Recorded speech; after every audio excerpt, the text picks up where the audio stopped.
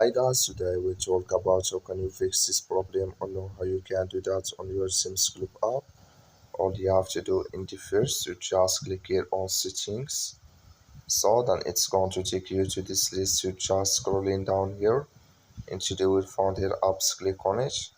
You come to apps list and there you're looking for Sims Club app or just click on search. Then here add Sims Club, just click on it here.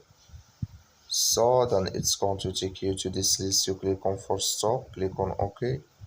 You scrolling down here, click on storage. So then, sorry, we'll go back here. When you click on storage, click on clear cache. Then all you have to do next, you just go to your Play Store, click on Play Store. Then you search here for Sims Clip. It's going to show for you like this. You will find update, click on it, and it's going to work with you. So thank you for watching. Don't forget to support us by liking, subscribe.